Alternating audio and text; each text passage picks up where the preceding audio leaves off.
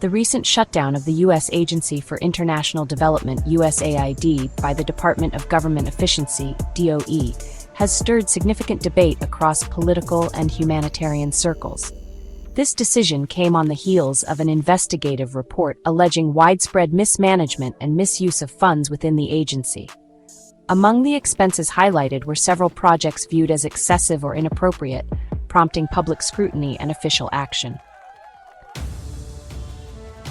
One of the most widely discussed expenditures was the $1.5 million allocated to promote diversity, equity, and inclusion initiatives in Serbia.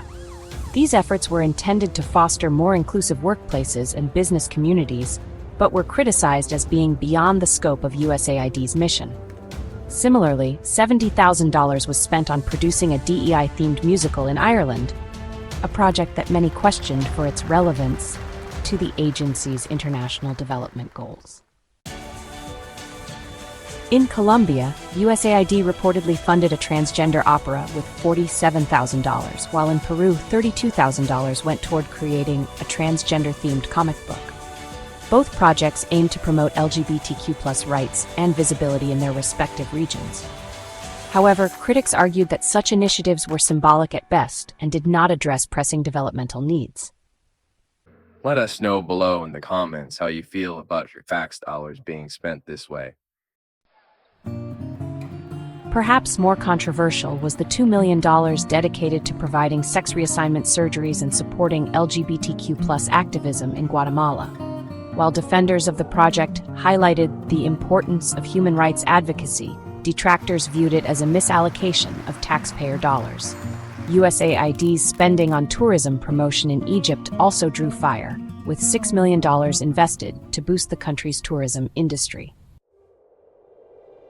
While tourism is a key economic driver for Egypt, opponents of the project questioned whether U.S. taxpayer funds should be used for such purposes. Additionally, there were reports that hundreds of thousands of dollars were granted to a non-profit organization allegedly linked to terrorist groups. Even after the Inspector General opened an investigation, the funding reportedly continued. Another contentious area involved millions of dollars allocated to the EcoHealth Alliance, an organization known for conducting research at the Wuhan Institute of Virology. The connection to Wuhan reignited debates over the origins of the COVID-19 pandemic, leading to heightened scrutiny of USAID's funding practices. There were also revelations about funding directed toward printing personalized contraceptives for distribution in developing countries, a move that some saw as wasteful. Perhaps the most shocking allegations involved USAID's spending in Afghanistan. Reports indicated that hundreds of millions were funneled into irrigation canals, farming equipment, and fertilizer. However, instead of supporting legitimate agricultural initiatives, these resources allegedly ended up benefiting Taliban-controlled poppy cultivation, fueling heroin production. In addition to these headline-grabbing expenditures, a widely circulated claim suggested that USAID had provided over $8 million to Politico. However, upon further examination, it was revealed that the actual figure was $44,000, which covered standard government-wide subscriptions.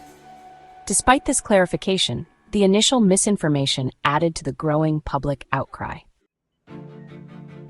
The shutdown of USAID has raised serious concerns about the potential consequences for global health, food security, and economic development programs.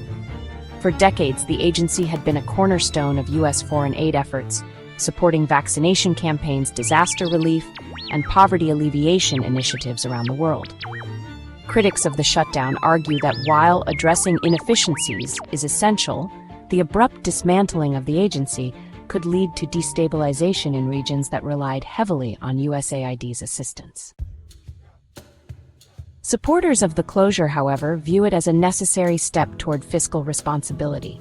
They contend that the examples of wasteful spending uncovered by the investigation illustrate deep-rooted problems within USAID that could not be solved through incremental reforms.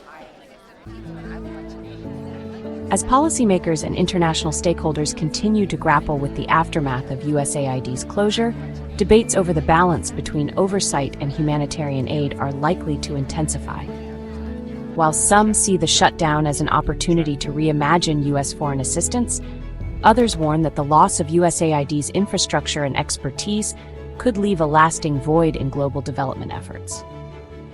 Ultimately, the future of U.S. international aid will depend on how the government navigates the complex intersection of accountability, diplomacy, and compassion. Thanks for watching, friends.